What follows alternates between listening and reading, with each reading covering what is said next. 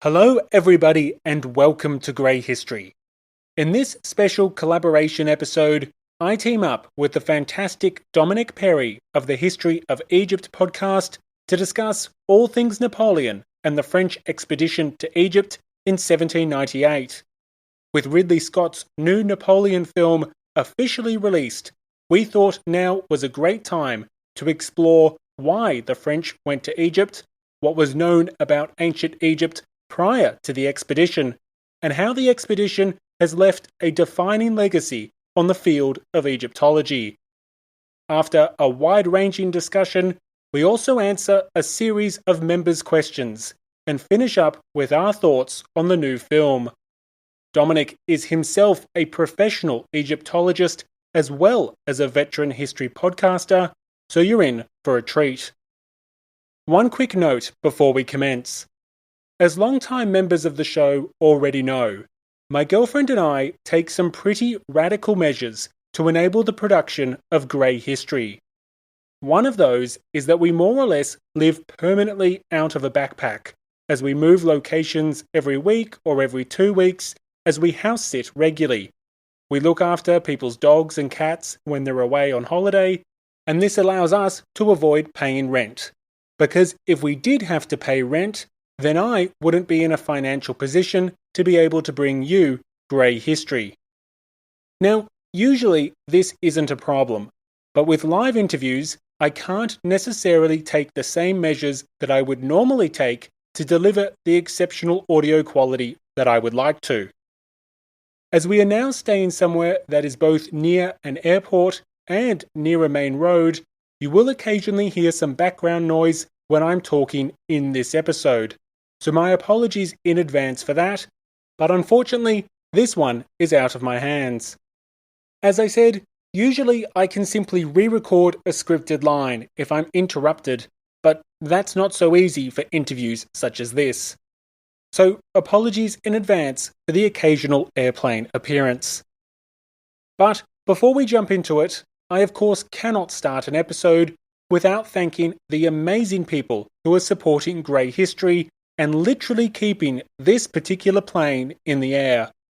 This collaboration episode and others like it are only possible thanks to the amazing members who are doing their part in supporting Grey History with a small donation for each main narrative episode. As this is not a main narrative episode, I'll save the introduction of the newest community members for later. But thank you so much to those people who are supporting the show. And if you're not currently amongst this wonderful group of people, then come and join this amazing community for the price of just half a cup of coffee. From the bonus content to the ad-free feed to the new community Discord, there's a range of amazing perks for supporting Grey History. And I really, really need your help to make sure that there's more Grey History waiting for you tomorrow. Anyway, that's enough from me, so let's get into it.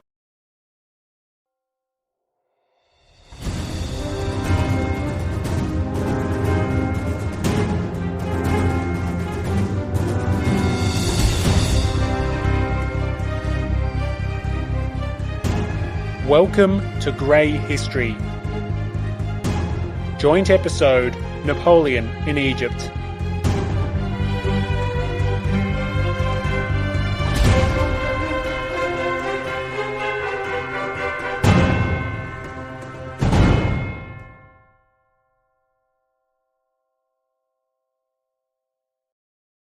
Hello, everybody, and welcome to this special joint episode between Grey History, the French Revolution, and the History of Egypt.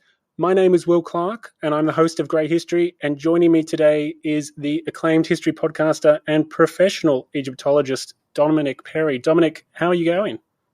Hi, everybody. Hi, Will. I'm going great. Thanks very much. Just got back from about a month overseas, so I'm a little bit jet-lagged and having trouble getting back into the flow of things, but otherwise, I'm doing great. I know that you didn't make it to Egypt, but I'm led to believe that you might have seen some Napoleonic sights while you've been away. Yes, so I recently celebrated my honeymoon, and one of our destinations was Paris. And on the very first day that we were there, I dragged my partner to Les Invalides and visited the tomb of Napoleon and the Army Museum. And that was a fascinating experience. I wouldn't say that I'm a Napoleonist or a fan of Napoleon per se, but I am very interested in that time period, especially for its impact on my particular field. So visiting the tomb of Napoleon was quite an interesting experience in many respects. I can imagine. Yeah, my partner and I made it to Paris for the first time ever earlier this year for 3 days, and we also visited the tomb of Napoleon. I think my girlfriend was in a love-hate relationship with the fact that she had someone who was just permanently talking about revolutionary history in her ear the whole time that we traveled around the city. But it's a fascinating tomb, and I mean the architecture in Paris from the Napoleonic era, the Arc de Triomphe as well. I mean, it's gorgeous, really. Absolutely. I think it's something that is quite hard to appreciate until you're actually there, just how much of the city center and old quarter is defined by the Napoleonic era and its sort of architectural achievements and ideals. And not only that, but then obviously you've got the changes that were made under Napoleon III as well a few decades later. So, Napoleon in some way, shape or form is a tremendous influence on the architecture that is, one of the most famous cities in the world. Absolutely. Couldn't agree more. It's certainly a beautiful city. I have to give Paris that. It was absolutely stunning. So it's a credit to both of the Napoleons of the past and their respective administrations that they were able to achieve those kind of wonders. It's genuinely impressive. Which does actually bring me to my first question for you, Will, which is Napoleon's rise and the expedition to Egypt itself. They're both kind of products of the French Revolution in a larger political and social sense. So I guess the first thing that I want to ask you as somebody who's quite immersed in this material is, when Napoleon and the politicians in France decide to embark on this expedition, where exactly are we within the context of the French Revolution? Like, what is happening around that time? Who's in charge of the French government, and what kind of motivates this particular choice? Yeah, so maybe if I start with like where we are in the context of the French Revolution. By the time that we're hitting the French expedition to Egypt in 1798, the French Revolution has actually been going on for quite a while, like nearly a decade. And key events leading up to the revolution were occurring as early as the start of 1787, so more than 10 years prior. And I suppose maybe the obvious question is, what's been going on in that decade? For context, the revolution itself breaks out in the summer of 1789, which is 6 years after the end of the American Revolutionary War, and it's actually only a few weeks after George Washington is sworn in as the first president of the United States, to kind of give some relativity about where we are now. And why the revolution breaks out when it does is, of course, a matter of dispute. Nothing is agreed upon when it comes to the French Revolution. Historians bitterly debate amongst themselves about the various factors and the emphasis that you should place on them. But the short version is that France was facing bankruptcy, courtesy of its significant intervention on behalf of the Americans in the American Revolutionary War. The French government was saddled with debt, and as it tried all sorts of maneuvers to avoid bankruptcy, the French monarchy was more or less compelled to summon what we call the Estates General. And the Estates General was technically an advisory body, but it hadn't been called in almost 200 years, and for very good reason. This was the age of absolute monarchies, and absolute monarchs everywhere feared that these sort of advisory bodies could essentially go rogue and create a path towards constitutional government. And that's exactly what happens. The deputies form the National Assembly unilaterally. They vow to never disband until they've given France a written constitution. The government says, get back in your box. The deputies say no.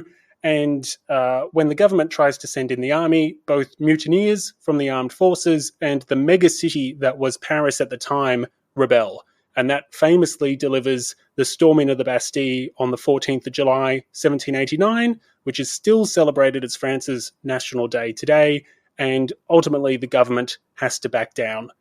Now, to cut a long story short, for the next 3 years, France was essentially a constitutional monarchy. So it didn't become a republic overnight. Instead, the absolute monarchy, which theoretically had unlimited powers, was now transformed into a limited constitutional monarchy, which was joined by this new National Assembly and would be joined by some sort of elected assembly permanently going forward. Needless to say, however, this doesn't go so well. The revolutionaries were intent on changing everything. They picked huge fights with the Catholic Church. They seized and nationalized church land, for example, and they curtailed the powers of the Pope. My personal favorite reform is the introduction of elections for bishops and the like, which, as you can imagine, didn't go over so well when Protestants and atheists started voting in local church elections. And they also picked fights with the aristocracy as well, eventually abolishing the aristocracy. So by the time you're 3 years in, more or less everyone hates everyone else. The king actually tries to escape France. He is foiled at the last possible moment, and the nation is more or less crippled by internal divisions and the associated dysfunction that you would expect from such upheaval. And as global powers like to do, why not start a war as a way to magically solve your domestic problems at home? And so in April 1792, France declares war with its former ally but traditional rival Austria, and shortly thereafter, Prussia enters the fray alongside Austria. And this was meant to be a quick war, an easy war, the kind of war that would be over by Christmas. And in fact, it was nothing of the sort. Europe is going to see conflict for the next quarter century, right up until Napoleon is defeated finally at the Battle of Waterloo in 1815. So almost 25 years later. And given that timeline, it's probably no surprise to find out that this war starts terribly for France. And the subsequent Prussian invasion, which loudly promises death and destruction to the revolutionaries, helps to trigger the bloody overthrow of the monarchy on the 10th of August, 1792. Furthermore, it helps to trigger the even bloodier September massacres that follow the month after, where Parisians more or less just empty the prisons of priests, nobles, princesses, and the like, and butcher them all in makeshift tribunals. Hundreds, potentially thousands are killed, and it's alongside these brutal scenes that we get the transition from the constitutional monarchy, which lasted for roughly 3 years, to the First French Republic in September 1792. And surprise, surprise, despite shortly thereafter executing the king, and despite declaring war on much of the rest of Europe, including Great Britain, Spain, and the Dutch Republic, the divisions of the nation don't get any better. And in fact, they get worse. And so as the National Convention, which is France's new government, it's actually a constitutional convention tasked with creating a new republican constitution, as it starts to purge and execute its own members, civil war erupts across France. And once again, foreign armies are invading simultaneously, and they're not only invading the French mainland, but also their colonial territories as well. And it's in this dark and disorderly time that we get the infamous Reign of Terror. And you get all the horrors that come with it. We get the infamous de-Christianization campaign, we get mass executions, mass drownings. It's just a terrible time, really, for certain areas of France. But interestingly, it's during this disorder and chaos that we also get some of the most critical progressive policies and reforms that we would recognize as defining characteristics and foundational pillars of many Western democracies in the 21st century. Things like universal male suffrage, republican constitutions, government obligations such as the need to provide education for all its citizens, public employment programs, the abolition of slavery. These are all being pursued simultaneously. So this is groundbreaking stuff. Now, eventually, the Reign of Terror ends. Ultimately, a tenth of the convention's deputies died in some way, shape, or form, either through assassinations or execution or suicide or the like. But France eventually starts to win some of these key battles with Europe, and the situation on the domestic front more or less de-escalates and starts to normalize. And eventually you end up with the Constitution of 1795, which is France's third constitution in less than a decade, and it's a document that must be up for some sort of award for being one of the most cumbersome and nonsensical constitutions that could have ever been crafted. But this regime, which we call the Directory, does last for 4 years, right up until Napoleon overthrows it in late 1799. So to come back to what you asked and what we're talking about today, by the time that we get to the expedition to Egypt in mid-1798, the peak craziness, the peak radicalism, if you like, of the revolution, that has come and gone. The Republic itself has existed for more than 5 years. And as I said, the revolution has been going on for, just shy of a decade. And it's now that the nation is technically managed by 5 directors who govern the executive branch of the nation alongside a legislative body, which consists of 2 chambers. And Napoleon is not among them. He's not a director. He's not a member of the Legislative Assembly in either of the chambers. He's a general. He's a famous general. He's a national hero, but he is not a member of the civilian government in 1798, but he does have considerable influence over the civilian government because of his fame, his popularity, and his success on the battlefield. Fair enough. Okay, so that puts us in a sort of general political and social perspective in terms of how the revolution has been progressing. But for Napoleon and the expedition to Egypt specifically, why is it that they would choose him to be the leader of such a strange project? That's a great question. So I suppose maybe let's talk about the motivations of the French state and then Napoleon in particular. So there's many reasons why the French invaded Egypt, but I'll stick to the key ones. Firstly, as with many things in life, it all comes down to money. And one key motivation was economic. In the eyes of the revolutionaries, there was a view that Egypt represented a tremendous economic prize, and it was such a prize for a few reasons. Firstly, from the perspective of international trade, Egypt was in a prime position. Long before the creation of the Suez Canal in the mid-19th century, traders from India would often offload their goods in southern Egypt, haul them north across the land, and then upwards into the Mediterranean, and then sail them to their final destination. And this was because the alternative was to ship goods from India all the way around Africa, which was a much longer and more dangerous route.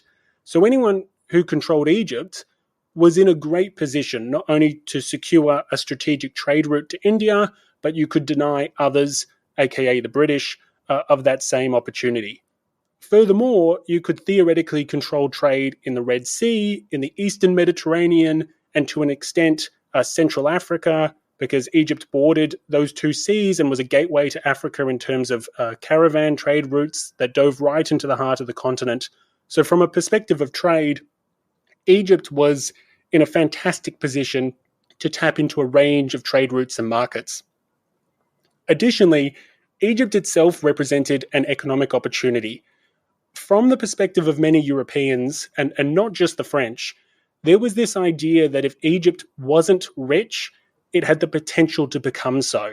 I mean, after all, it has a range of raw materials and commodities, and it theoretically could be a place to grow crops like wheat and rice, but also things like sugarcane, cotton, coffee, etc. So just like Egypt was the breadbasket of ancient Rome, perhaps it could be the breadbasket for the French Republic. And anyone familiar with revolutionary history would know the importance that hunger had to play in those events. Furthermore, the growth of cash crops could potentially help to make up for the fact that France had lost so much of its colonial empire in recent decades. It had been booted out of India and Canada. Its Caribbean colonies were an absolute mess by this point in time. So for all of these reasons, Egypt was viewed by some as a bit of a golden goose, if you like. In addition to the economic factors, though, there were considerable strategic value to Egypt, both from a military and political perspective. And to understand that, we probably need to set the scene a little bit. By 1798, only England remains at war with France. Peace, or at least a very fragile peace, had been achieved between France and Prussia and Spain some years earlier, and most recently Austria off the back of Napoleon's successful campaign in Italy. So the problem for the French, though, was that they had no way of forcing a peace with England. And in many ways, the English had the same problem in reverse. The superior British Navy prevented the French from landing an invasion on the British Isles, but the superior French army meant that the British had no hope of a military victory on the continent. So what was one to do? Well, initially, the French had actually sought to invade England anyway. I mean, the French revolutionaries are really big fans of manifesting things to existence, but that didn't go so well. And given the superiority of the British fleet, and given the absolute debacle that was the French expedition to Ireland in 1796, the enthusiasm for crossing the Channel had waned considerably.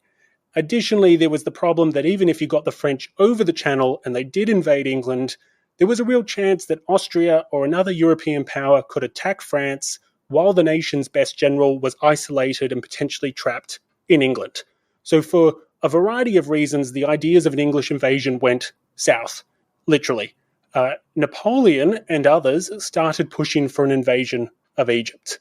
And the basic logic here was that if they could strike Egypt, it was actually an indirect way of striking Britain. And theoretically, a successful campaign might force the British to the negotiating table. With Egypt under French occupation, British trade interests in the Mediterranean could be decimated, and Egypt's strategic location would allow the French to endanger not only British trade in India, but perhaps British presence in India altogether. Furthermore, Egypt could be used as a negotiating chip once peace talks commenced, in a similar way to how Napoleon used Venice as a bargaining chip with his negotiations with Austria the year prior. So combined with the economic opportunities of a conquest and colonialization of Egypt, this was an endeavor worth taking the risk. It had tangible military, political, and economic advantages. Fair enough. That's very thorough. Thank you. So we've kind of covered the basic economic and strategic logic of Egypt. But if you don't mind speculating or sort of hypothesizing just for a moment, what is the best case outcome for this particular expedition? Like, if the French were successful in every avenue, what were they hoping to achieve? There's danger, but wild speculation is always great fun from a historical perspective. I mean, it depends how much you stretch the envelope of best case scenario, because you do have some scholars that think that the French had dreams of actually, so just to be clear, once they land in Egypt, they actually will eventually march north into the Holy Land, and there are thoughts by some scholars that potentially the French even dreamed of marching all the way up and potentially taking Constantinople, or modern-day Istanbul. And essentially, what was then the Ottoman Empire would be reformed and become some sort of allied state with the French Republic. So, I don't think that would happen. But just to put a frame of reference about how wildly some people were dreaming, I think the best case scenario looks like France gets a considerable stronghold on the African continent. I suppose for reference, the so-called race to Africa and the colonization of Africa as we know it in the 21st century, that really hasn't happened yet. There are, of course, colonial outposts and interests on the continent, but the continent hasn't been carved up as we're familiar with it today. That happens more in the 1800s.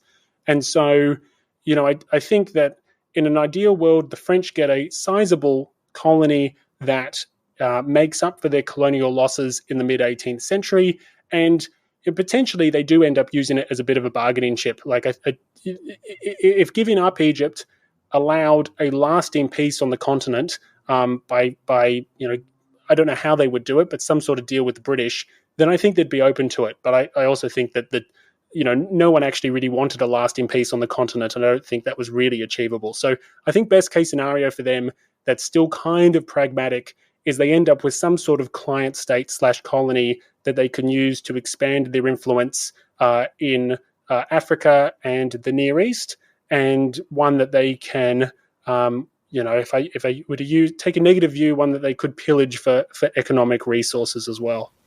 Fair enough. Do you have a view on that? Do you have any thoughts on what the best case scenario would look like if the Egyptian expedition hadn't ended the way it had? Sure. So I'll put the disclaimer, of course, that I am primarily an ancient historian rather than a modern. So I'm not as willing to speculate as you, simply because this is not my field of academic expertise. But I think broadly speaking, I would agree with that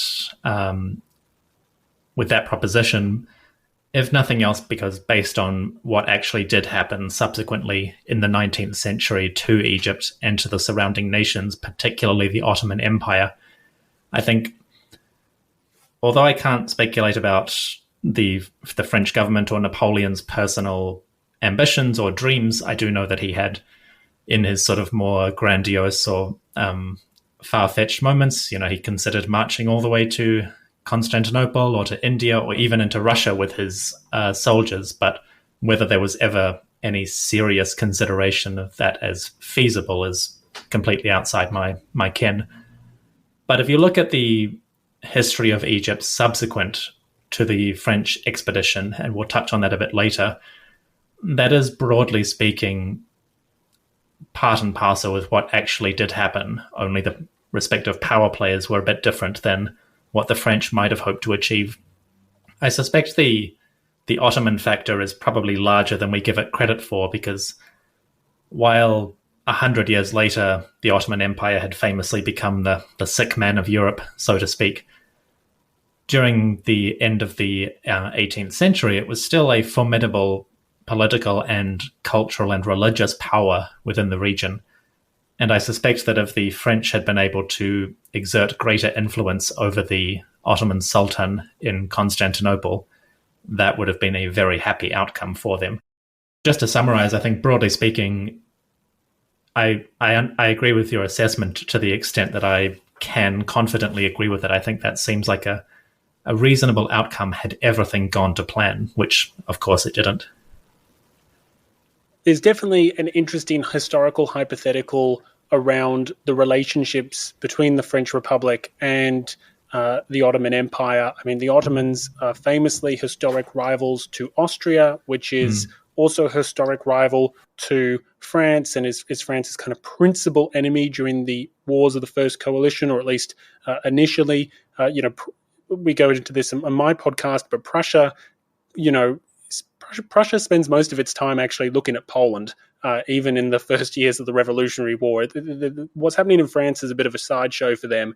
And so it's interesting to think about if there had been some sort of cooperative relationship established between the French Republic and the Ottoman Empire, what that might have looked like. It's an interesting can of worms, but we'll never know. So it just gives us an excuse to speculate wildly. Absolutely. That's fair. So you mentioned earlier that Napoleon had advocated for an expedition to Egypt, and we've considered these sort of larger strategic economic factors that France hoped to gain from this. But what exactly was Napoleon aiming for? And maybe not in the sense of what were his ultimate goals, because those might be somewhat unknowable, but in the short term at least, why was he advocating for Egypt, and why did he want to be involved? Why not stay in Europe? Yeah, so I suppose the first thing to point out is that Europe more or less is in a state of peace at this point in time. It's a very fragile peace. No one thinks it's going to last, but there is peace, except with England. And because there's peace on the continent, and because the French deem that they can't invade England, that opens up other possibilities. And had there been an opportunity on the European continent, then I think that's where Napoleon would have been. If the war had been continuing with Austria, or if it restarted in mid 1798, then that's what Napoleon would have done. So all of this is kind of the prerequisite for this Egyptian expedition is peace on continental Europe. Okay. From Napoleon's perspective, in addition to all the various interests of the French state, this is an immense opportunity to garner, almost unimaginable prestige for the young general. He is very conscious that he's following in the footsteps of Alexander the Great and of Julius Caesar, and he considers himself to be an equivalent. He considers himself to be a brilliant military commander, and here is the perfect opportunity to prove it, because this is a chance to demonstrate that he is among the very few military leaders in history that have been able to pull off this achievement. And so, in taking Egypt for France, it's not just another feather in his cap, but he's doing what only a select few have only ever been able to achieve, which on top of the military, political, economic motivations for the French state that we mentioned earlier, this for Napoleon as an individual is the most tantalizing prize. And that's got to be one of his key motivations for being such a proponent of the invasion. And without, just to be clear, without Napoleon pushing for this expedition, I really don't see France undertaking it. There's no other kind of military commander that has the genius/insanity to say, yes, France should lead an expedition to Egypt. In many ways, this is Napoleon's expedition to Egypt. And I just don't see how it goes without him leading it. I suppose, though, one thing that is probably worth covering, which does impact Napoleon's personal motivations and also the motivations of French society more broadly, although just to be clear, the amount of people that knew about this expedition before it happened was very, very small. So it's not like French society knew that the French were going to Egypt before, because you didn't want to tip off the British, because with their superior navy, they could sink the whole thing. And they almost do, and they do score a great naval victory. But one motivating factor at play here is that there is something magical about Egypt in the eyes of the French. This is this distant land that was once the cradle of a great civilization. Egypt had captured Napoleon's imagination from a very young age. He wrote a novel set in Egypt, and it had also captured the imagination of many in France. And they were enamored by ancient Egypt in particular. Ancient Egyptian symbols and references do actually appear in revolutionary architecture, for example. And so there was this idea that they were going to go and explore the lost secrets of a magical land, visit ancient monuments, experience this foreign and ancient culture. And this, while a small factor from a motivating perspective, it is definitely there. Sure, it's not the chief motivating factor, but it's something. There is something enticing about Egypt, in addition to the propaganda value of being able to say that you are equal or on par with the great accomplishments of Caesar and Alexander. But perhaps that actually provides a great opportunity for me to put you in the hot seat and ask you some questions about the history of ancient Egypt and Egyptology. And I suppose maybe to kick us off, in terms of what I was just talking about, how much did the savants and did European academics and the like, how much did they actually know about ancient Egypt and its history? I mean, my understanding is that at this point in time, hieroglyphs hadn't been translated yet, or not, at least not comprehensively so. So, was that the case? And what did Europeans really know about this mysterious land of the pharaohs? I guess there's two levels to the answer there, which is, from our perspective, what they actually knew and was factually accurate was very little. But what they thought they knew, or what they believed based on earlier generations of scholarships, there was actually a surprisingly large amount of that. So, yes, just to start off the knowledge of hieroglyphs and the proper translation of them, that was going to be about 20 years in the future by the time Napoleon went to Egypt. So hieroglyphs were not understood.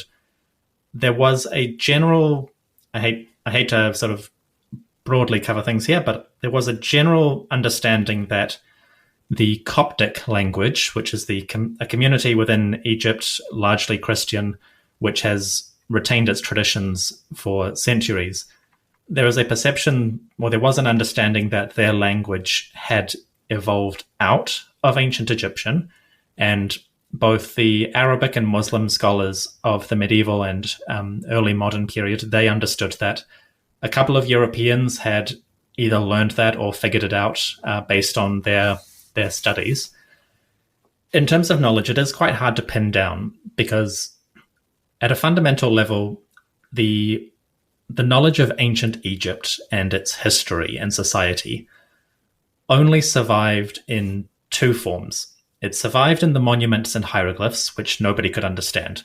And it also survived in the later writings of Greek authors, particularly people like Herodotus, Diodorus of Sicily, Plutarch, Pliny the Elder, and most importantly, a Greek scholar named Manetho, who lived during the Ptolemaic era of Egyptian history, when following Alexander the Great, when you had a line of Macedonian kings.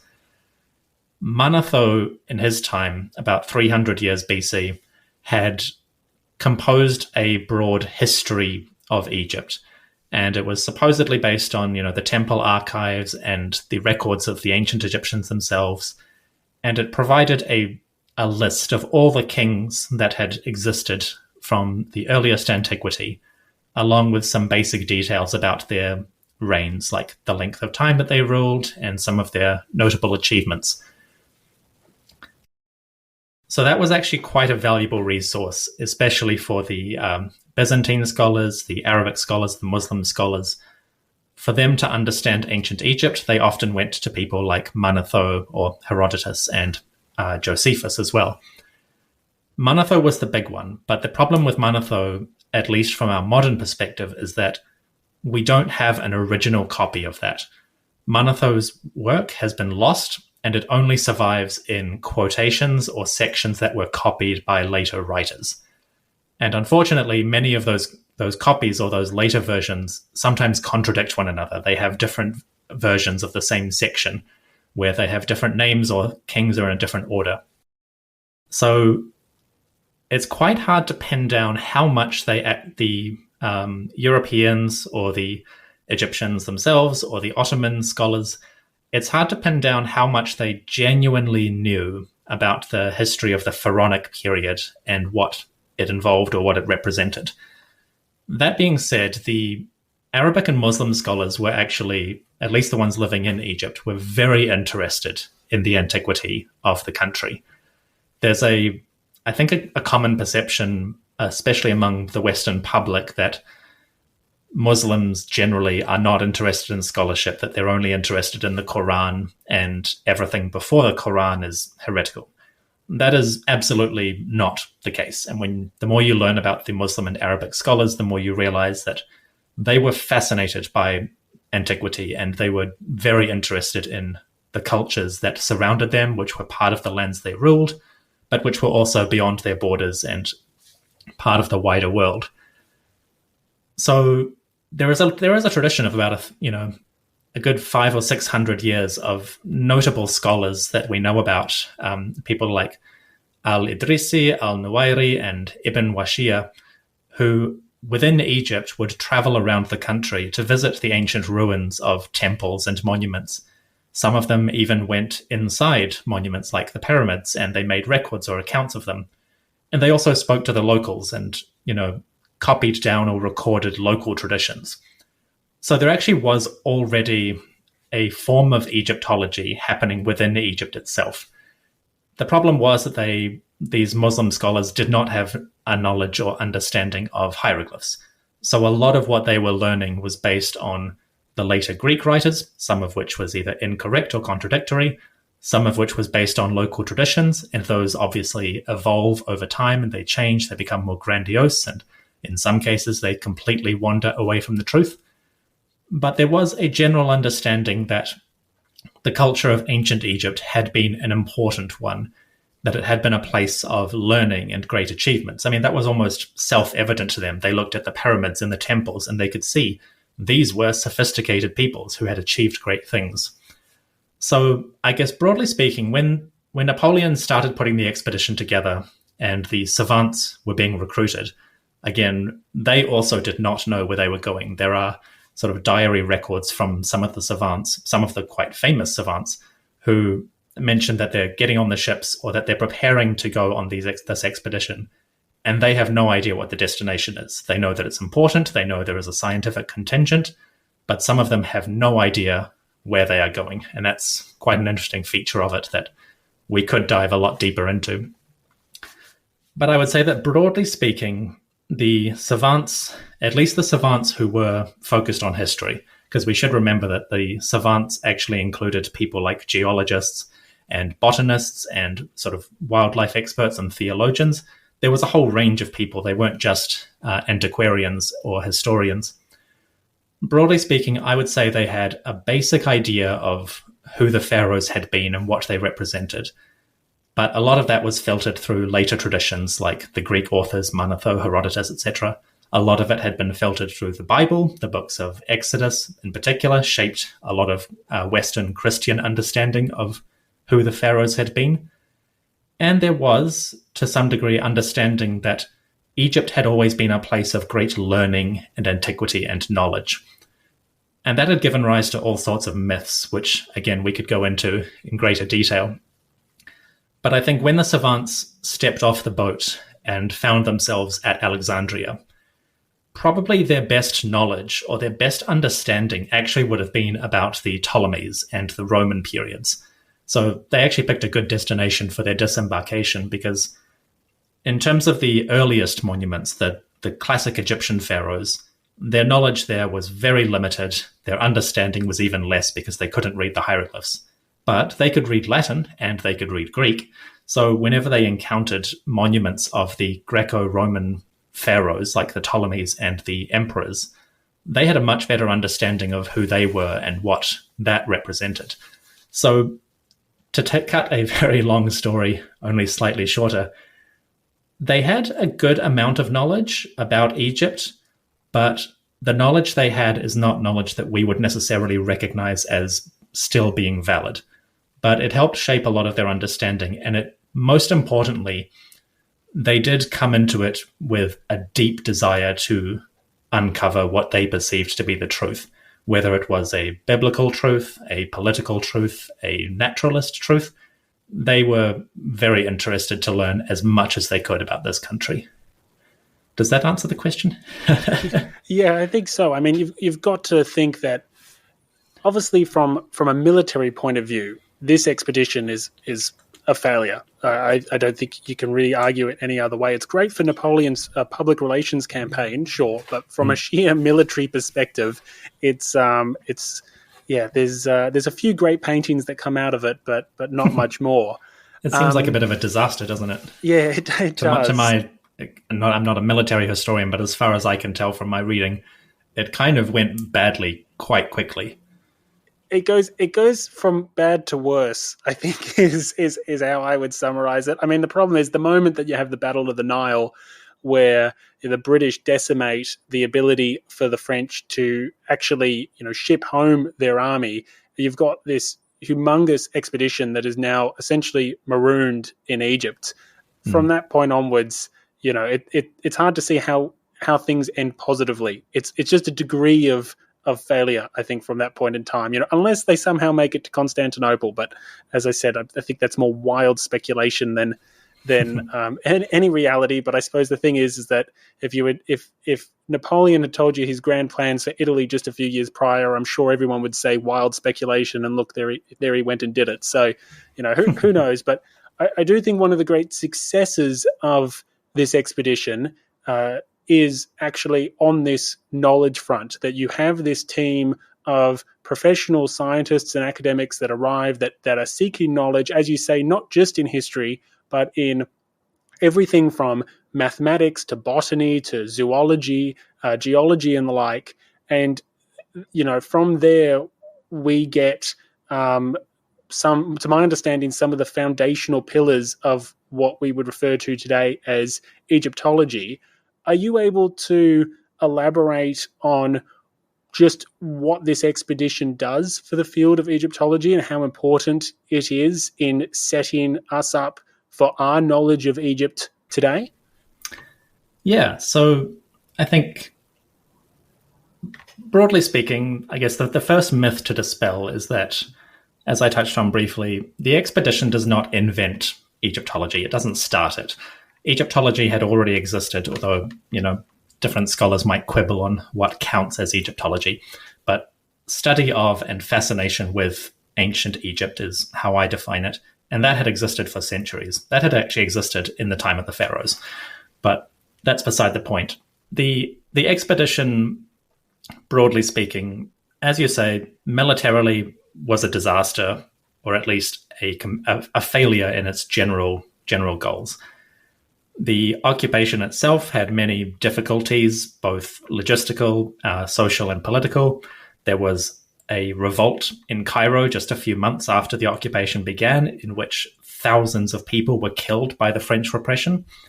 So it didn't start well, and it doesn't look good from the perspective of what we would consider like humanitarian causes or perspectives. Leaving aside that sort of moral judgment, which is important to remember, but is slightly beside the point, the scientific outcome of the expedition, I think, broadly speaking, the importance of that cannot be overstated. And there's a couple of reasons why I think this, or why it's so significant. The first is that, for better or worse, the expedition into Egypt represents one of the first times in at least recorded history that one country or one people had tried to systematically document and record as many aspects as they could of another people. Previously, throughout the medieval period, throughout antiquity, you'd had individual travelers who had done that. People like Strabo or Ibn Khaldun, who had traveled around the world or around their corner of the world, and they had made observations or records about people. But this was, broadly speaking, this was a systematic attempt by one country to document another. Now, some historians take that quite negatively, and I can understand why, because from one perspective, you can say that knowledge is power, and the more you know about a country, the better equipped you are to dominate it or manipulate it or control it to your best interests. And without question, there was an aspect of that. The idea of learning everything they could about Egypt was, at least in one sense, in service to the greater goal, which was the revolution, the security of France, and the propagation of whatever empire they might have been able to create. At the same time, the savants that were involved in this expedition, they were firmly committed to the knowledge aspect of it. They weren't ignorant of the political or social consequences of what was happening. There's actually a quote from one of the major scholars named Geoffroy Saint-Hilaire. When he was in Cairo around the time of the revolt, he was very down about how Napoleon and the French military had subjugated that revolt and how many people they had killed. And Geoffroy wrote in his diary, translated to English, he wrote, "The time will come when the work of the Commission of Arts will excuse, in the eyes of posterity, the lightness with which our nation has thrown itself into the Orient. Let us await the outcome and resign ourselves to suffer here in patience." That's quite a down perspective on what was happening around him, and you can understand why. If he's in the middle of an occupied city that is actively trying to throw the French out, and at the same time the French military under Napoleon is wantonly killing people in the streets to put down this revolt. For a person who is both professionally and spiritually committed to the ideals of the Enlightenment and for knowledge as a greater goal, the expedition to France was a deeply distressing experience for many of them, at least in terms of the privations they experienced, the hostility they understandably experienced from the locals, the difficulties of just being so far away from home in a completely unfamiliar land. But they were utterly committed to this larger enterprise that they had embarked upon. So, to summarize that point broadly, there's really two expeditions to Egypt. There's the military expedition that fails, and there's the scientific expedition that is a great success. The reason why the expedition is a great success comes down fundamentally to the extreme detail with which the savants were taking notes and making records of the country. And this is encapsulated in a work that came out or started to be published about 15 years after the expedition. And it's called La Description de l'Égypte, or The Description of Egypt. It is 11 volumes, and they're massive books. They're not your little trade paperbacks. They are these big hulking leather-bound volumes with large spaces for plates or pictures and paintings, and full of notes. And basically, the description of Egypt is an attempt to do what the title says, which is to describe the country in as much detail as possible. And the majority of the description of Egypt is devoted to the antiquities, to the monuments that were up and down the Nile Valley. But there is also a significant section devoted to the people of modern Egypt, both to the places that they live, the places where they conduct their business, and their general day-to-day lives. There are plenty of pictures within this taken of people, or at least sketched of people, enjoying their relaxation or going to their work and engaged in the business of their day. So the description of Egypt fundamentally it's kind of like the closest you could possibly get to a complete photographic record of a society in the early 1800s. And the description of Egypt is still used by Egyptologists today for a couple of reasons. The first one is that it's incredibly detailed, and the pictures that they've made of various monuments and texts are, in many situations, incredibly accurate. There are, gaps and issues here and there because they didn't have a full understanding of hieroglyphs, but the copies they made of the monuments were excellent. And the second factor, which was kind of incidental but has become more and more important over time, is that when the savants were traveling through Egypt 200 years ago, the monuments of the country were in a much better condition than they were 100 years later or 200 years later, which is now. The effects of industrialization, pollution, acid rain, general decay, and the occasional damages caused by locals or by visitors, many of the monuments that the savants studied are not nearly as well preserved as they were 200 years ago. In some cases, there are a few temples that have entirely vanished from the places that they were when the savants visited.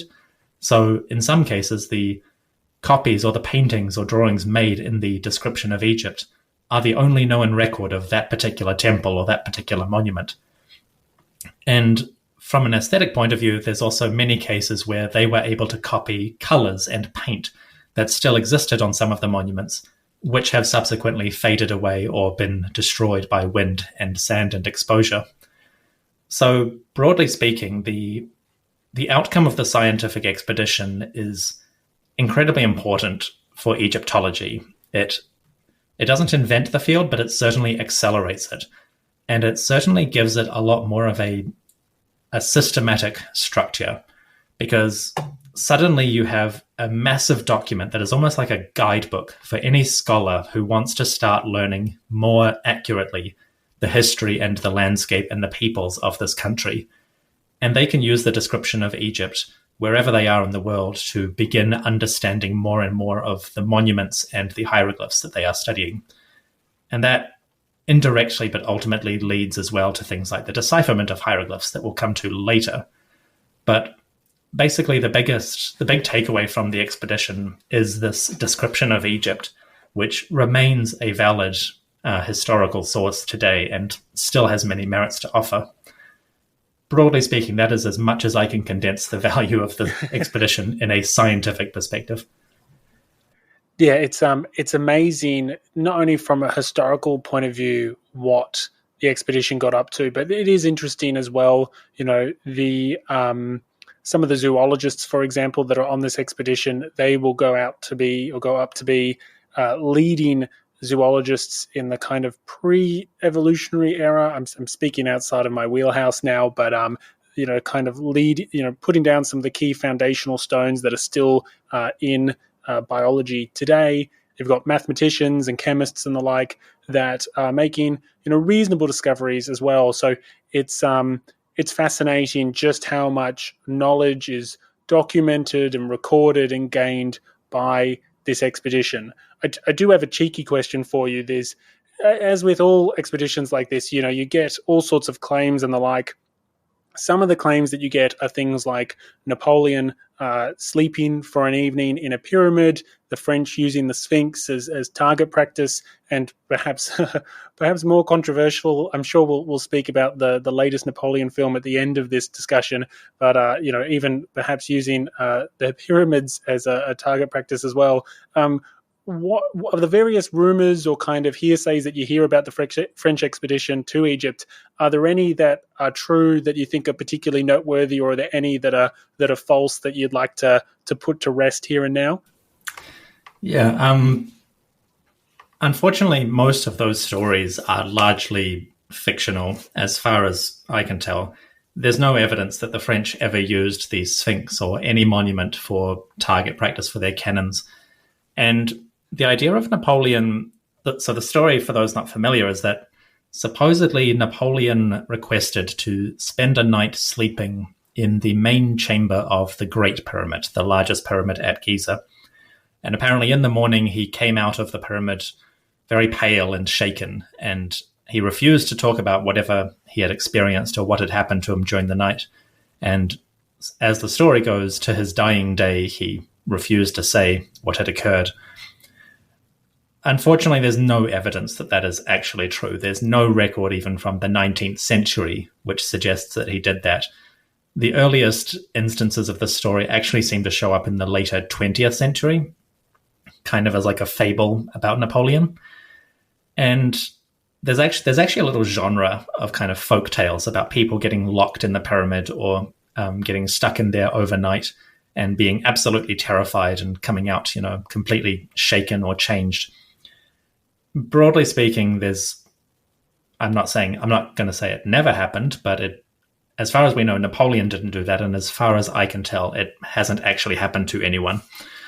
But it's kind of part of a larger genre, which I think we touched on earlier, which is the fascination with Egypt as a land of antiquity. And also for many people, especially those who are only passingly familiar with it, as a land of sort of mystery and esoteric or even supernatural knowledge and power.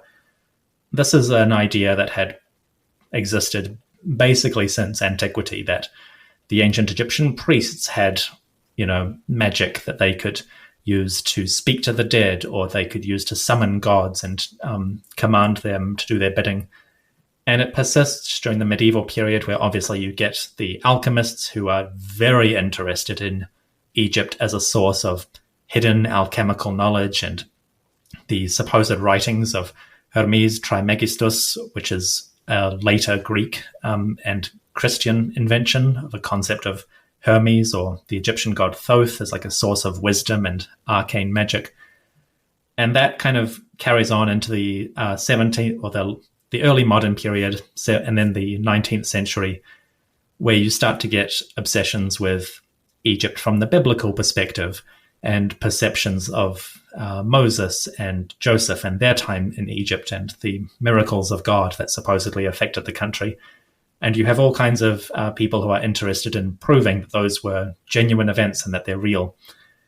And then that kind of filters through into the 20th century, where you start to get more science fiction aspects infiltrating these tales, where ideas of prehistoric lost civilizations that had access to telekinesis or great magics or things we would consider magic, or alien civilizations who helped stimulate humanity's knowledge. Basically, Egypt has always been a lightning rod for this perception of sort of esoteric, supernatural knowledge going right back into antiquity. And that continues into our own day. But as far as I can tell, stories about like Napoleon spending a night in the Great Pyramid and being deeply affected by it, they're really just further examples of that strange genre that especially exists around Egypt, which is the magical and the mystical.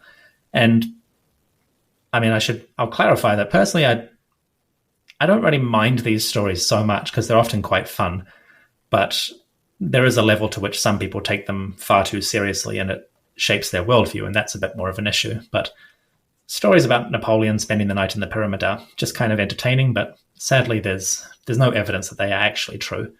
And there's certainly no evidence that the French military would ever have used a monument for target practice, because that would be completely contradictory to the scientific aspect, which Napoleon himself was very interested in. He was deeply involved in the work of the savants.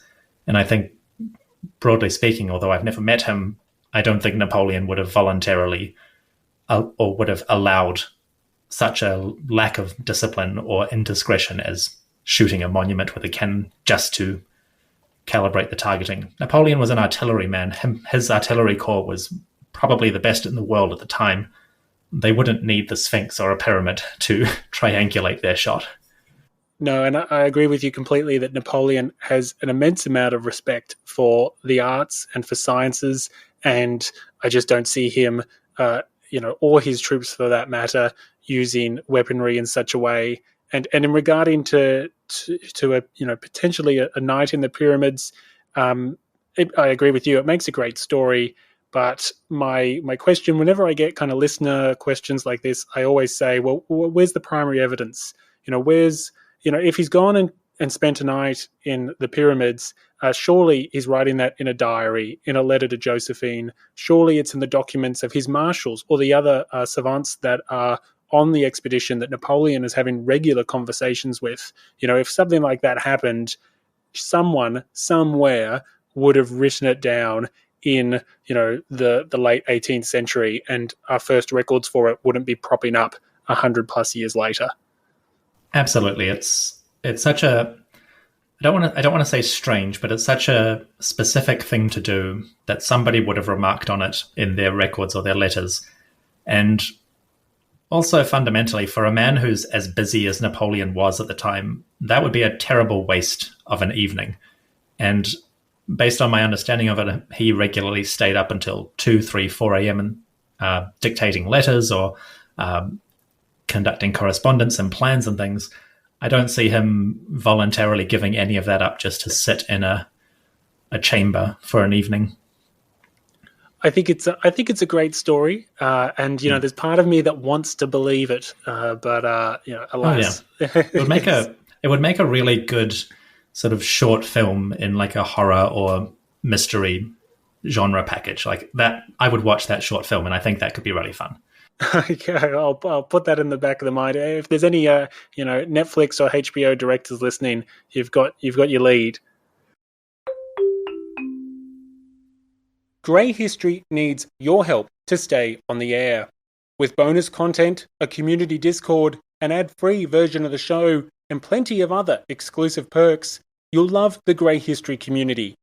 I really, really need your help to keep bringing you the show you've come to love. So please do your part to help make history that isn't black and white, and help ensure that there's more Grey History waiting for you tomorrow. In fact, there is 6, soon to be 7 full-length bonus episodes and hours of mini episodes in the form of episode extras waiting for you right now. So don't miss out on both the conversations and the added context, and come join the most amazing people on the planet. Click the link in the show notes or on the website and do your bit to keep Grey History going. I think that maybe wraps up the the topics that we wanted to cover initially today, and I know that both of us were able to get a range of questions from our members in our respective Patreon communities. So we've got a few questions that we want to cover today before we round out with our thoughts on the new Ridley Scott Napoleon film. Dominic, is there a particular question that you want to start us off with? Yeah, so one of my listeners, Alberto, asks, when it comes to the French expedition overall, how much was there of genuine historical interest and how much just propaganda in the underpinnings of the enterprise? So, well, let me put the second half of that question particularly to you, because I think this is something only you can answer. How much of the enterprise was rooted in a sort of prestige or propaganda-based motivation? You touched on how Napoleon was animated by stories of Julius Caesar, of Alexander the Great. How much of this expedition, both for the French generally and for Napoleon, might have been an exercise in prestige and propaganda rather than historical and military knowledge? Yeah, so I suppose there is definitely some genuine historical interest, and we maybe can touch on that later, but as it relates to propaganda, both from the perspective of the French government and then Napoleon individually, this is a tremendous propaganda opportunity.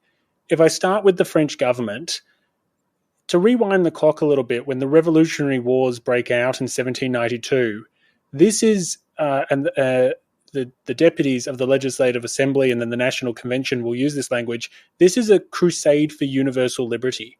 They, when they start to actually score some successes, they're talking about creating sister republics in Naples and in Poland. This is a liberation of the world and a overthrow of tyrannical kings and queens in general. And so there is a tremendous propaganda value for the French public, even in 1798, when some of the kind of radicalism and enthusiasm of the revolution had waned a little bit.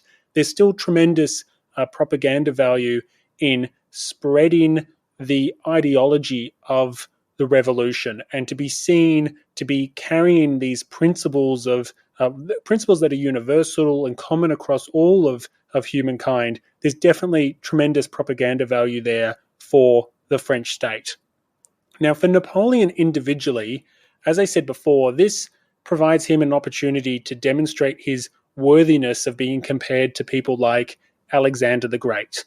And it also allows him to show that he's not only a military genius, but also through his sponsorship of arts and sciences, he can show additionally as well through things like the modernization of the Egyptian state. All of this allows him to boost his credentials as a philosopher, as a statesman, as a patron of the arts and of the sciences, as someone who, in every sense, is a national hero, worthy of respect, worthy of authority, maybe even worthy of a crown. So propaganda-wise, this is definitely huge for Napoleon. I have an answer, I think, in terms of maybe which factor, obviously these aren't the only two factors at play, historical interest and propaganda value. I have an answer about which I think is more important, but maybe let's cover the historical interest side first before we get there. What do you make of Alberto's question, in particular as it relates to the value and how much emphasis was put on the genuine historic interest in ancient Egypt?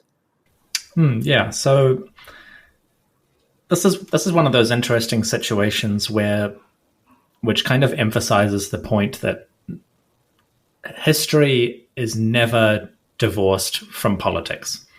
What I mean is the practice of history or the practice of scholarly research is never truly separate from the political or cultural priorities of either the ruling class or the society that undertakes it. The first thing that you need to look at here is that the sheer complexity of organizing this scientific expedition, the hundreds of savants that were recruited in secrecy and employed and equipped and sent to Egypt, that's a big undertaking in itself.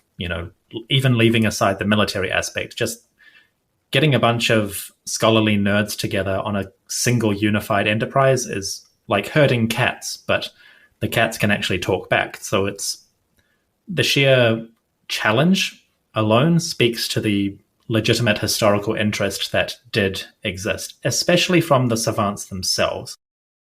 I would be skeptical, although I can't comment in great detail, as to how much the directory might have truly cared about this aspect of it. I'm sure a scholar of the French Revolution or the early development of scientific inquiry in France might have all kinds of issues with what I just said.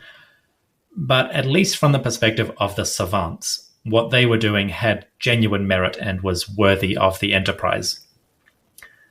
I think Napoleon, again, based on my limited understanding of the man, also genuinely believed that this was a worthwhile undertaking to conduct this kind of scientific study and acquisition of knowledge. As far as I can tell from, admittedly, I've only read like a couple of biographies of Napoleon, which is probably more than the average, but far less than the expert would want. He does seem to have been genuinely fascinated by history, science, and knowledge for the sake of knowledge. Although he wasn't an expert in many of these fields, he wasn't disinterested and he wasn't a dilettante. He cared. He wanted to learn. So I think Napoleon and the savants themselves, at least on some level, their commitment to this was genuine and historically driven, or scientifically driven, I should say. At the same time, though, there's the practice of documenting an entire country, including its topography, its people, its settlements, its natural resources. All of those are very useful to anybody who wants to govern the country, especially if they want to govern it from afar, from France all the way across the Mediterranean. So even if this wasn't the overt goal or wasn't the acknowledged goal, there is an element of the colonial acquisition within the study itself. Had the French retained control over Egypt, they could have used this information that the savants had acquired to become more effective rulers. And that could have gone for better or worse. I'm not going to speculate on that. But it's important to remember that the study of almost any field, but including history, it's not exempt from this catch, is that the acquisition of that knowledge can always be used in the service of more cynical or political interests. And that doesn't devalue the acquisition of knowledge itself, but it is something that is always lurking in the background, both of Egyptology, of any academic field or enterprise, biology, geology, geography. These things can always be used in ways that their creators do not necessarily intend and would not necessarily appreciate. And that's not unique to the French expedition. I mean, you look subsequently to this day, just as an example from Egyptology, to this day, some of our best records of monuments in Egypt that have subsequently been covered by settlements or by urban growth, some of our best sources for the locations or the layouts of these monuments comes from aerial photography that was undertaken during World War I and II and in between the wars. The acquisition of knowledge fundamentally can have these kinds of purposes, both military and political, but that doesn't devalue the acquisition itself. And I think from the perspective of the savants and Napoleon, it was a worthwhile undertaking, even if there was perhaps other elements at play in the larger project. Yeah, I think ultimately this is an expedition that is undertaken for a variety of motivations. There's obviously the propaganda value, there's genuine historical interest, but there's also the economic and political and military considerations that we mentioned earlier. So as with so many things, there are a range of reasons why individual states and individual actors might, be supportive of doing something.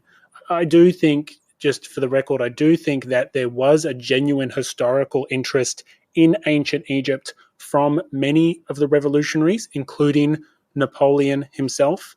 The French Revolution, in many ways, is actually fascinated by ancient history and the history of antiquity more broadly, ancient Rome in particular, but also ancient Greece and ancient Egypt. And you see this impacting French fashion, architecture, ceremonies, speeches, policy. It just permeated everything.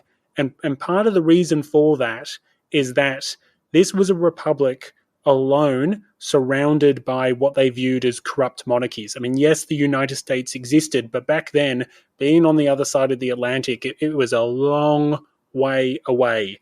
And while we now know what the US becomes, back then the United States is still an experiment, and no one's quite sure what's going to happen to that experiment. So the French were able to use antiquity and ancient Roman history in particular, and the ancient Greeks as well, to look for guidance about the lessons and pitfalls and challenges of running republican systems. Now, obviously, ancient Egypt wasn't a republic, but the revolutionaries did. They had this, as you were saying before, what they considered knowledge, maybe not what we consider knowledge, but they did have this romanticized vision of what life was like in Egypt. They had this idea that, sure, it suited their own political agenda and ideology, but they kind of viewed Egypt as this more pure, more natural society, one that had this golden age for its citizens, as you said, this land of learnings and knowledge, and one that was quite distinct from the kind of corruption of European courts of their own age. So I do think there was a genuine interest in ancient Egypt, not only from Napoleon, but from many French citizens, not only those on the expedition, but those back home in Paris as well. And indeed, you will continue to see a fascination of Egyptian history throughout the 19th century in much of Europe. Fair enough. I would agree with that takeaway. So our next couple of questions both relate to the Rosetta Stone. So Sarah asks, many people have heard of the Rosetta Stone and know of its importance, but what are some of the overlooked discoveries of the French expedition? And James asks quite a similar question. He asks, what was the most remarkable discovery or finding other than the Rosetta Stone? I might throw in my own question in there, or maybe more just a prompt of, do you want to quickly explain what the Rosetta Stone was and why it's so important, and then get to the crux of Sarah and James's questions about what was perhaps the next most remarkable discovery that perhaps people haven't heard so much about? So to start with the Rosetta Stone itself, for those unfamiliar, the Rosetta Stone is a large stone slab, and it was discovered at a place called Rashid, which is in the Nile Delta, the northernmost section of the country. And the ancient name for that town was Rosetta. So that's why it's called the Rosetta Stone, because it was found there. And the stone was uncovered by French engineers when they were digging the foundations or building a fortress in the region of Rashid or Rosetta. And the reason the stone is important is that it's a broken block from an ancient monument that preserves a royal decree. And the decree dates to the time of the Ptolemies, the Greek/Macedonian rulers who followed Alexander the Great. And the reason the Rosetta Stone is so historically important is that the decree that the pharaoh, one of the Ptolemies, had carved was recorded in 3 languages. It was recorded in Greek, which was the Ptolemies' native tongue. It was recorded in hieroglyphs, the ancient kind of priestly language or elite level language of ancient Egyptian, and also in a language called Demotic, which is kind of the spoken, or I don't mean this to sound negative, but the vulgar version of ancient Egyptian, the type that people spoke day to day. Hieroglyphs are a very ceremonial, royal, religious language that is carved into stone.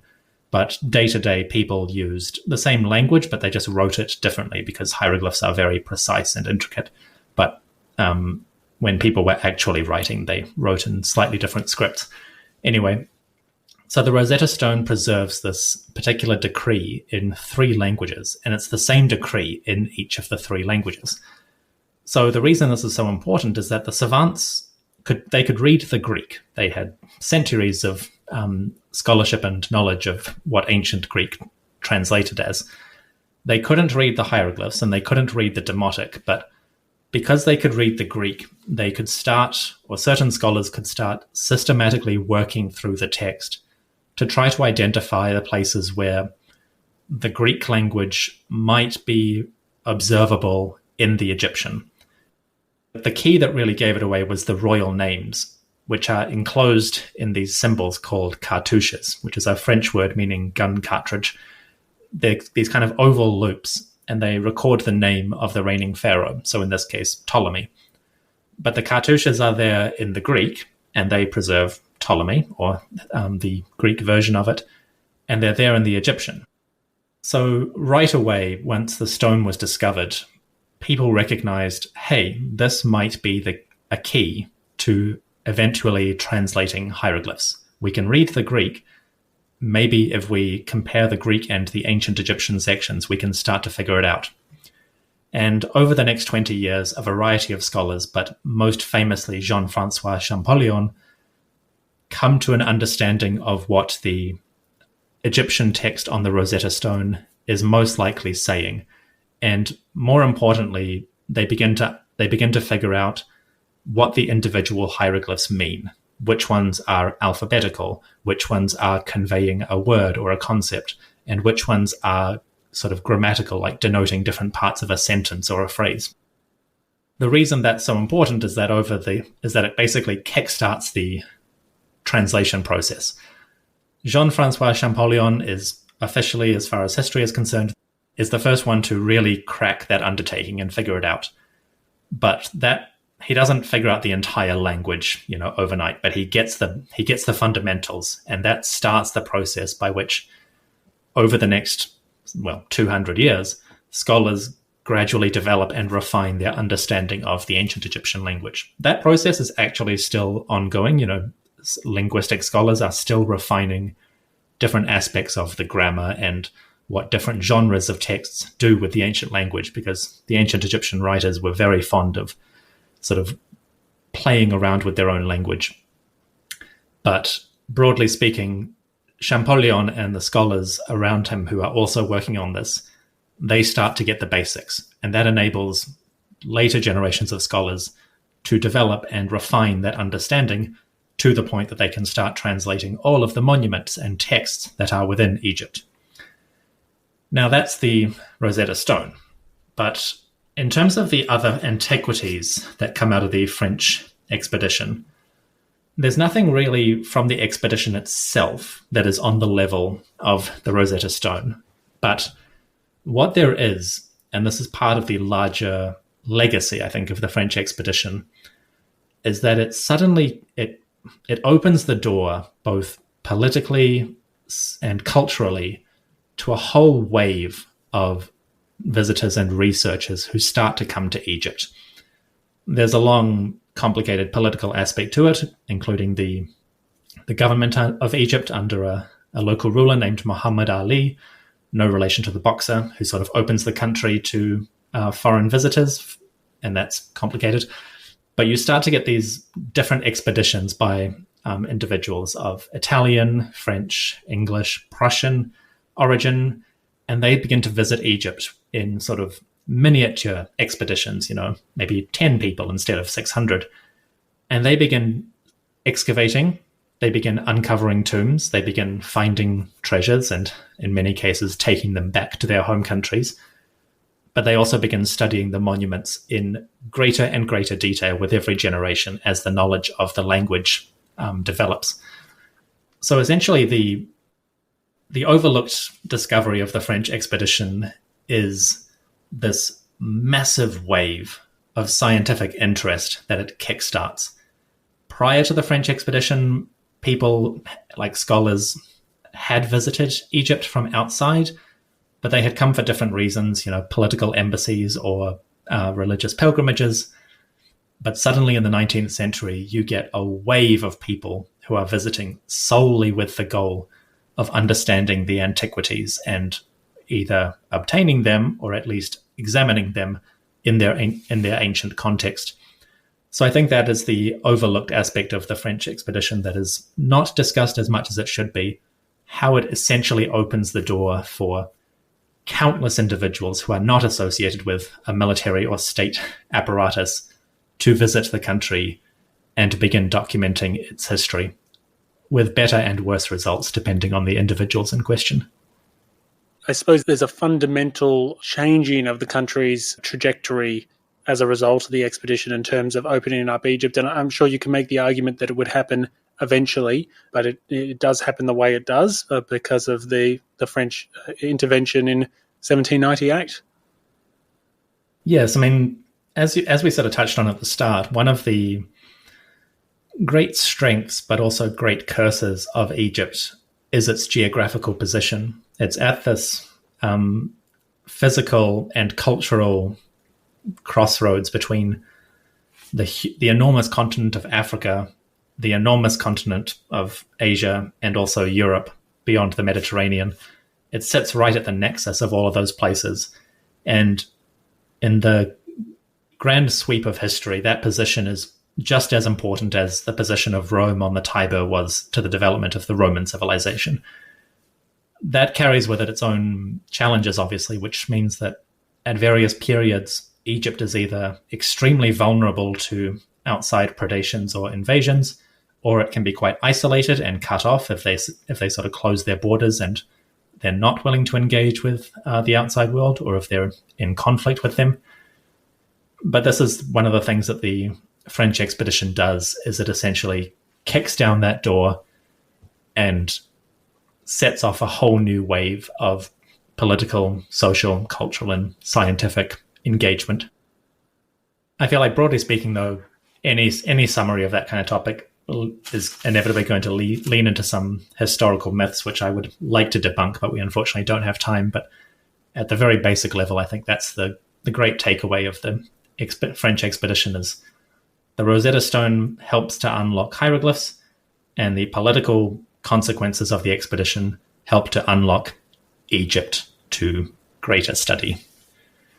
Fair enough. I think both of those are considerable outcomes that have defined so much of our understanding of Egypt and have a role to play in the events of not only in Egypt but in Africa and the Middle East more broadly in the 19th and 20th centuries. When you look at the later history of Egypt, which people often don't when it comes to the French expedition, as soon as Napoleon leaves, it's kind of like Egypt drops off the edge of the world and people forget about it. But a lot of the subsequent history of that region and the Middle East more broadly, you can trace some of those processes and decisions all the way back to 1798 and decisions that were made there. I think you could make a case that it's still being felt today.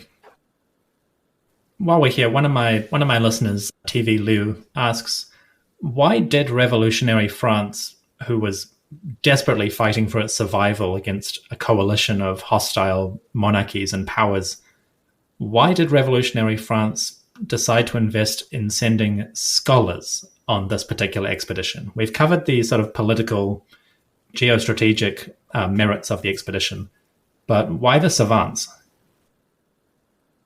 Yeah, so there's a few motivations here as to why such resources were put into this scientific and cultural expedition. Firstly, as corny as this sounds to our deeply skeptical 21st century minds, the French Revolution was the dawn of a new age. The values of the revolution were going to usher in, this new era of prosperity for humanity. And as a result, science and scientists were held up with great prestige and respect, as were those who were historians and the pursuers of the arts, much more so than they are today, I would argue. And so culturally, science and the arts, they were admired and praised. And this, I suppose you would say, is a reflection of the kind of future-shaping spirit that was the revolutionary era.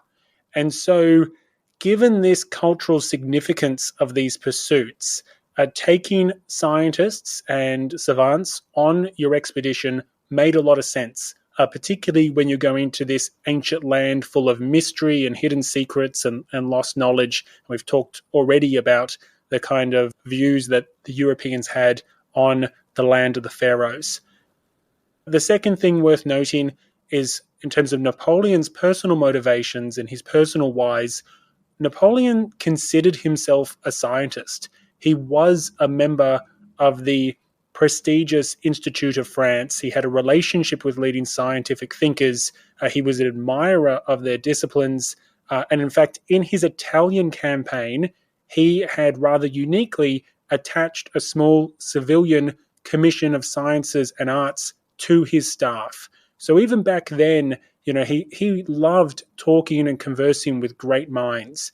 And so in some ways, taking so many scholars to Egypt is really expanding on a precedent that had already been established. And the final thing I would say, and this goes back to Alberto's question around propaganda value and the multiple motivations that go into something like this, taking so many scholars has two practical advantages. Firstly, as you mentioned before, Dominic, when you establish things like the Cairo Institute, when you document the topography of the region, this helps to cement French power and influence in the region. It cements France as the greatest technical and scientific force in the Near East, and it allows them, if they want to be in a better place to actually govern Egypt, if indeed the French do colonize the territory. And then for Napoleon individually, as these scientists start to make discoveries and innovations, all of this boosts his image. He is a famous military commander. He's known for his military achievements, but he wants to be famous for more than that. And so it's one thing to be a great warrior, but if he can sponsor and champion scientific discoveries, historical discoveries, then he can present himself as a man of letters, as a patron of the arts and sciences, as a philosopher. And so there's a range of reasons why the French state and then Napoleon individually is willing to make this investment in this expedition or this component of the expedition. And it must be noted, Napoleon's personal interests and commitment to sending what is a large component of scholars and the like to what is essentially a military invasion. It's very unique, and Napoleon's fingerprints are all over it. Okay. Out of curiosity, do you think, you mentioned he enjoyed being among these great minds of the scientific institutes. Did he consider himself one of these great minds, or did he have the attitude more of a student? I would say it's a bit of both, but he is a member of the Institute of France. I believe he has his membership because of mathematics that he conducted. My understanding is that he was not one of the great mathematicians of the day, but his contributions and his thoughts were not insignificant, and they, it wasn't just like a pat on the back kind of membership, and it's like, oh yeah, sure, Napoleon, that's some great figures you've done there. I mean, his background, which ties into mathematics, he is an artillery officer. So, yes, I think that he does have a genuine interest, and does he consider his mind to be as great? I mean, I don't know. I think Napoleon's got quite an ego, but he certainly thinks that he's got something to offer them, as well as them having something to offer him. And he, even in the Italian campaign, he absolutely loved surrounding himself with people, whether they were mathematicians or chemists or whatever they might be. He was genuinely fascinated by scientific pursuits, and that you can see all the way through his career. Fair enough. I wonder if his perception of a special destiny would have even left him satisfied with a status in the scientific community. If he would have, even if he felt he belonged, he would have aspired to bigger things. Well, it's funny that you mentioned that, because he actually did claim at one point in his career that, if he had done anything else, he would have been a scientist. But I'm not convinced that, he would have had the same impact on the field than his military exploits. But, you never know. Sure. Fair enough. So we're recording this in the days after the new Ridley Scott Napoleon film. We've both seen it. Dominic, what did you make of it? What were your thoughts? Are you happy, not so happy, somewhere in between? Yeah, so I watched the film a couple of days ago, and yeah, I think broadly speaking, my takeaway from it was better than I expected, but it didn't quite live up to either the material or the people involved, if that makes sense. I'm going to put a massive disclaimer on that, though, which is that apparently the director, Ridley Scott, is intending to release a director's cut of the film, which is about 4 hours long. The theatrical cut is 2.5 hours long. And I suspect that many of my issues with the film might be addressed with a longer runtime. Because my primary takeaway from the film, I enjoyed it broadly. I was entertained for 2.5 hours, which is sometimes all you can ask of a film. But I think broadly speaking, my takeaway was that a 2.5 hour film is simply not long enough to tell the kind of story that Napoleon demands. So I enjoyed the film. I'm curious to see whether the director's cut really expands and enhances it, as I suspect it will. That has happened before with Ridley Scott's films. His movie Kingdom of Heaven was really mediocre in its theatrical cut, but the director's version is delightful. So I think I would say that I mostly enjoyed it. It could have been better, but I am going to reserve overall judgment until I've seen that extended version. I think I land much the same. I mean, for me, as someone who specializes in the French Revolution, I was just thrilled to see my topic of choice on the big screen. You know, the revolutionary France, I think, is a very underrated and underutilized backdrop for television and, history films. So I was just thrilled to see, very, very briefly the debates of the National Convention and the like. In terms of the film itself, I found it quite disjointed at times. I was shocked that the Italian campaign, didn't get a mention, didn't get any time in the sun. And I agree that maybe that's where the director's cut comes in. I mean, I always felt that if you look at the interest in this film and the passion behind it, that really this should have been, 2 films or maybe even a trilogy. And I think they would have done really well. I mean, these, as you were saying earlier before we started recording, the trying to fit so much achievements of individuals like Napoleon and like Alexander the Great and the like, they just do so much in such a short period of time that trying to put it into a single film is very difficult. And I do think that whether it's a 10-season, HBO series or, a trilogy, I think they would have been better off doing that. And then I wasn't so concerned in the lead up to the film, but as I was watching the film, it did hit me a little bit. I do have some questions around casting. Phoenix is a fantastic actor, but you lose some of the magic about Napoleon rocking up, to the port of Toulon and coming up with this great military plan to take back the port. This is a kid. He's only in his early 20s, and then Phoenix, you can see the age on his face, and he comes across as this experienced military veteran. And yet, actually, this is someone who doesn't really have that military experience. I mean, when he goes to Egypt, in reality, Napoleon's like 28 years old. So for me, there's a casting question there as well. I love Phoenix as an actor, but whether he was the right person to play Napoleon, I think you lose some of the magic of Napoleon's story when his youth isn't conveyed. And in the movie, I lost that. Fair enough. Yes. It's easy to imagine an alternate universe where there's one film that charts his early rise, say, up to the first consulship, played by one actor, and then there's a second film where you have Joaquin Phoenix playing the slightly older, more weary iteration.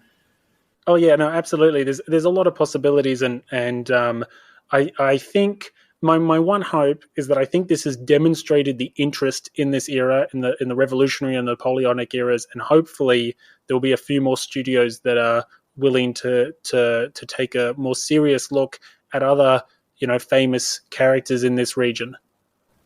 Fair enough. Well, Ridley Scott did temporarily revive the historical epic with Gladiator, so maybe if we're lucky, we'll get a revival of French revolutionary material. We can only hope. I believe, last I heard, Steven Spielberg was working on a miniseries adapting the sort of unfinished work of Stanley Kubrick about Napoleon. But that was announced a couple of years ago, and I haven't heard anything since, so I don't even know if that's still happening. But I wouldn't be surprised if 5 years down the line, we have both versions, and it's simply a case of these kind of stories of these kind of people who are involved in so many events. They simply don't adapt themselves well to film.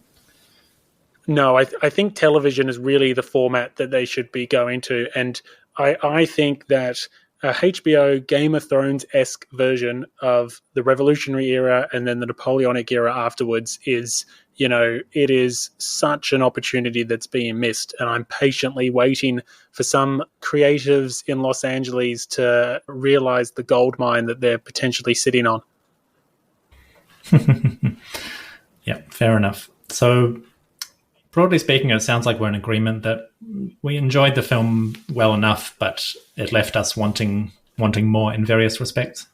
Absolutely. And maybe to wrap up then, I might make a quick plug for the benefit of your audience that if you are finding yourself wanting more on the Revolutionary era and on the Napoleonic era, then Grey History, the French Revolution, it's a very similar show to the history of Egypt. We're chronologically making our way through the history of the French Revolution. And as we do so, we're taking the time to unpack the ambiguity and the nuance of what's happened and comparing and contrasting the different experiences of both contemporaries and historians. And so that's how you get to the name of Grey History, because history isn't black and white. But if you search for the French Revolution wherever you get your podcast, you'll find it.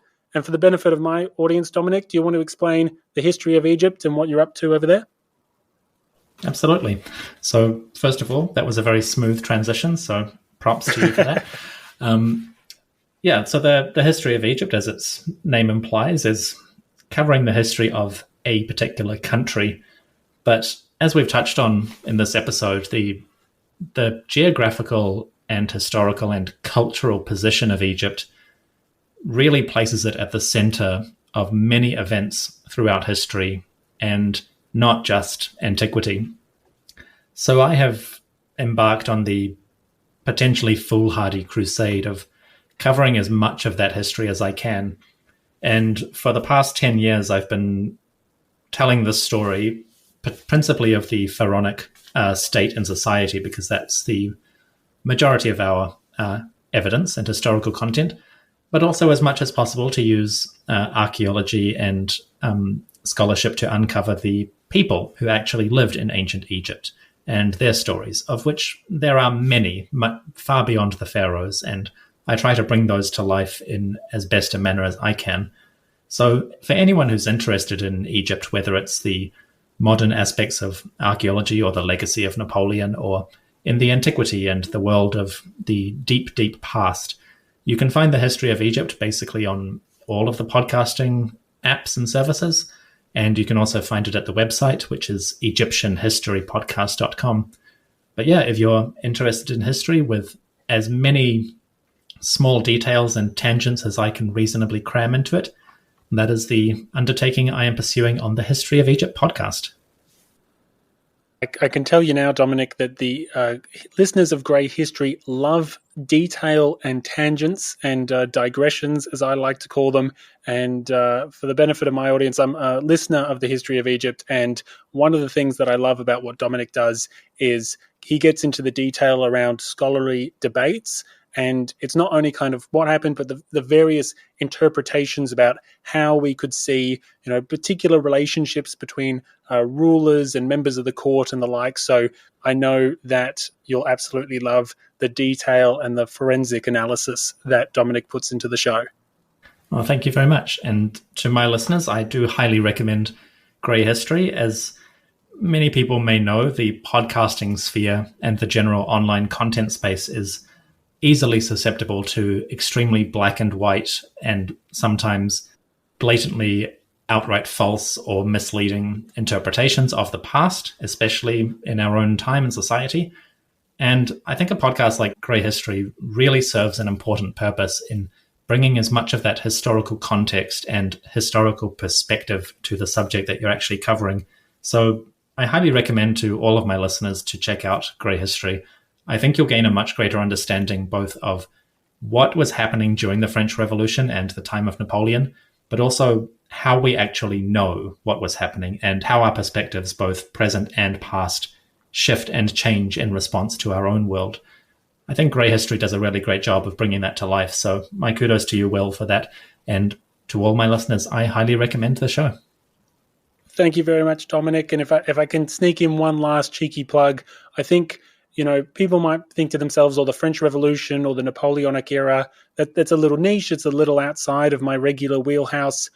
The foundational pillars of the modern Western world and of modern democracies in particular, they, to a large extent, have their origins in the revolutionary era. And, things like conservatism and the like, they all come from the French Revolution. So the French Revolution is impacting your life day to day in many ways, some obvious, some not so.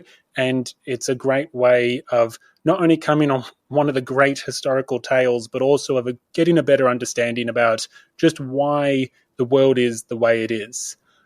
Yeah, that's a pretty good advertisement, sort of makes you think. If you or a loved one have been impacted by the French Revolution, you may be entitled to compensation. Reach out now. Oh, absolutely. I mean, if you go speak into some areas, say, of Western France in particular, that is a region that is still scarred by the civil wars of the French Revolution. And indeed, one can make an argument that the revolutionary and Napoleonic eras, they supercharge things like the unity of Germany and Italy, and so much of the world that we know is impacted by the revolution. And as you say, for some individuals, that's not necessarily positive memories that they have. Fair enough. But on that happy note, thank you so much, Dominic, for making the time today. I appreciate that it's getting late in New Zealand, and I hope that our listeners absolutely enjoyed this expedition to Egypt, into ancient Egypt and Egyptology, and it was an absolute pleasure. It was absolutely my pleasure. Thank you very much, Will, for reaching out and organising this. I wasn't intending to do an episode about Napoleon, but I've greatly enjoyed the experience of really diving more into that historical material and expanding my knowledge of a period that is very important to my field and yet has so many aspects that are little understood or even misunderstood in many parts of society. So thank you for organizing this, and I've greatly enjoyed my time both researching it and participating. Thank you for listening to this special collaboration episode with Dominic Perry of the History of Egypt podcast. If you can't wait for the next episode, episode 61, The Purge of the Girondins Part 3, is already available for those members with early access, and they will shortly have early access to episode 62, The Federalist Revolts. Of course, if you're enjoying Grey History, if you find it educational, if you find it entertaining, then I need your support to keep the podcast on the air. Help be the change you want to see, and for the price of just half a cup of coffee, you can help produce history that isn't black and white, with a whole bunch of amazing perks in the process. With 6 full-length bonus episodes, hours of episode extras, and a new members-only Q&A episode coming out in December, there's plenty of great benefits for doing your part to keep Grey History on the air. Just follow the link in the show notes or on the website and help ensure that there's more Grey History waiting for you tomorrow. Of course, a huge thank you to all the members of the community for doing their part to support Grey History. And thank you to everyone sharing the show with friends and family or helping the show in some other way. A reminder that you can check out the fantastic History of Egypt podcast wherever you get your podcasts. Thank you for listening. Stay safe. Please support the show and have a great day.